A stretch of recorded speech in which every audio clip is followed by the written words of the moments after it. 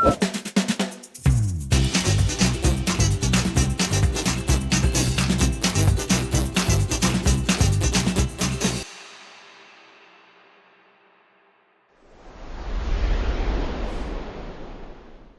Everyone, स्वागत है आपका मेरे नए YouTube चैनल पीके की फिजिक्स के पहले वीडियो में। और ये पहला है, आपको पता है पहला पहला होता है, तो आइए फिर शुरू करते हैं। मेरा नाम है प्रीतम कुमार और मैं पिछले 13 सालों से फिजिक्स पढ़ा रहा हूँ जेईई एंड नीट के लिए।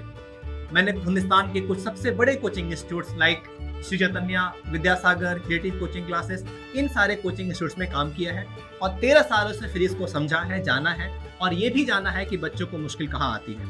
आई थिंक मेरे टीचिंग करियर में जो सबसे बेहतरीन चीज हुई है वो है कि मुझे लगातार 10 सालों तक मौका मिला एक साथ एक क्लासरूम में एक रूफ के अंदर कम से कम 600 से ज्यादा बच्चों को पढ़ाने का।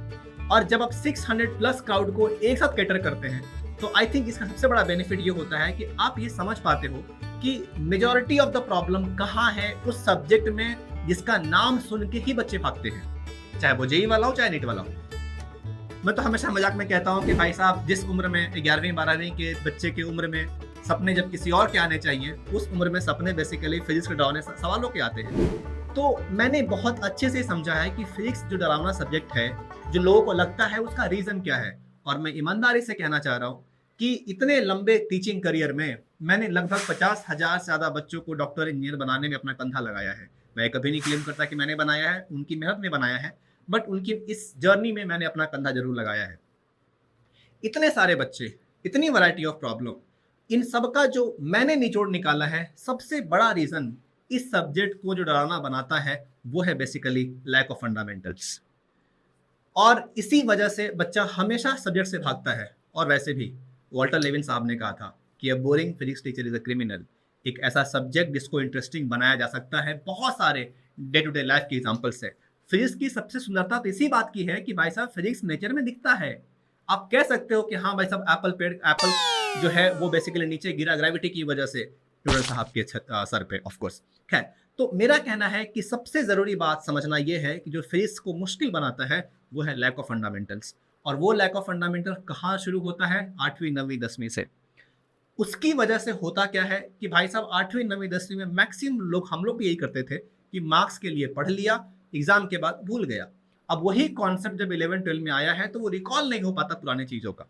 जैसे कि मैं सिंपल सी बात कहूँ, concept of acceleration, concept of velocity, ये सब बच्चों के दिमाग में क्लियर नहीं है और इसीलिए फिजिक्स पढ़ाने से पहले इन फंडामेंटल्स को एक बार फिर से रिवाइज करने की जरूरत है। तो पहला, जैसे कि मैंने कहा, बहुत सारे बच्चों को नहीं पता है कि अगर गाड़ी रुकी हुई है, वेलोसिटी उसकी जीरो है, तो in spite of having zero velocity the body can have acceleration. Acceleration हो सकता है। अब ये कॉन्सेप्ट अब सबने रट लिया होता है, acceleration is rate of change of velocity, rate of change of velocity. ये समझना जरूरी है कि भागने की रफ्तार जिस रफ्तार से बदल रही है वो एक्सेलरेशन है। सेकेंड जो मैंने सबसे बड़ा वजह समझा है फिजिक्स को मुश्किल बनने का, वो है भाई साहब बेसिक मैथमेटिकल कैलकुलेशन के स्किल्स का ना होना या कमजोर होना।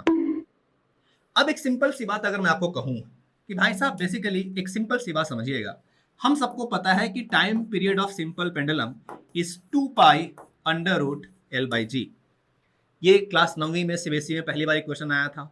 बहुत सारे बच्चों को नहीं पता है कि आप बेसिकली पाई स्क्वायर को नियरली 10 लिख सकते हो, और 10 लिखने का मतलब है इसको आप बेसिकली जी से इक्वेट कर सकते हो नियरली। तो इसका मतलब है कि पाई जो है वो नियरली रूट जी बन गया, और अगर पाई नियरली रूट जी बन गया इसका मतलब है ये पाई और रूट जी कैंसिल हो सकता है and time period is nearly equal to 2 root L. बस अगर लेंथ दी हुई है सिंपल पेंडुलम के धागे की तो भाई साहब बेसिकली वैल्यू पुट करके आंसर निकाल सकते हो। सिमिलरली क्लास 9th में हम सब ने पढ़ा था पहली बार ग्रेविटेशन, क्लास 11 में वापस आया था, वहां एक कॉन्सेप्ट था, वहां एक वैल्यू थी universal gravitational constant 6.67 10 to the power -11 newton metre square पर केजी स्क्वायर।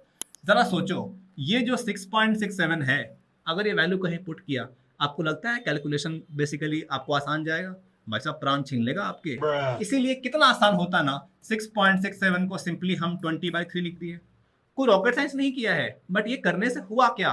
कैलकुलेशन आसान हो जाएगा। ये 3 कहीं ना कहीं ऊपर में किसी से कैंसिल हो सकता है, या और बहुत सारे छोटी चीजें जैसे कि 0.01, this 0.01 can be written as 10 का पावर -2, और इसकी वजह से कैलकुलेशन बहुत आसान हो जाता है। छोटी सी बात कहता हूं, कहीं वैल्यू अगर लिखी हो 1.35 10 टू द पावर -2, इसको हमें कन्वर्ट करना हो 13.5 10 टू द पावर कितना में, ये बच्चों को दिक्कत हो रही है। सो प्रॉब्लम फिजिक्स में नहीं है, प्रॉब्लम 7वीं 8वीं 9वीं के उन चीज़ों में है जहां ये सब पहली बार शुरू हुआ था। और वैसे भी बुलंदी कब किसके हिस्से में रहती है? जो इमारत जितनी ऊंची हो उतने ही खतरे में रहती है। तो भाई साहब, आपके जड़, आपके फंडामेंटल्स को सही होना बहुत ज़रूरी है, और मैं अपनी पूरी कोशिश करूंगा कि ये फंडामेंटल आपका सही हो सके, क्योंकि मुझे मालूम है सहारों को भी सहारे की ज़रूरत होती है, घर की नींव भी ज़मीन पे टिकी होती है। जितना ऊंची बिल्डिंग बनानी होगी उतना ही ज़्यादा उसके नींव ज़मीन में धंसे होने चाहिए। तो आइए साथ दीजिए मेरा, क्योंकि मैं इन कॉन्सेप्ट्स को बहुत सिंपल बना के, इंटरेस्टिंग बना के, डे टू डे लाइफ के एग्जाम्पल से जोड़कर, बेसिक चीज़ों को ध्यान में रखकर मैं आपको फिजिक्स पढ़ाना चाहता हूँ। और शायद मेरे लिए सबसे बेहतर ये होगा कि इन 13 सालों के जो एक्सपीरियंसेस से मुझे मिले हैं, मैं तो कम से कम हर दिन 3000 बच्चों को पढ़ा पा रहा था ऑफलाइन।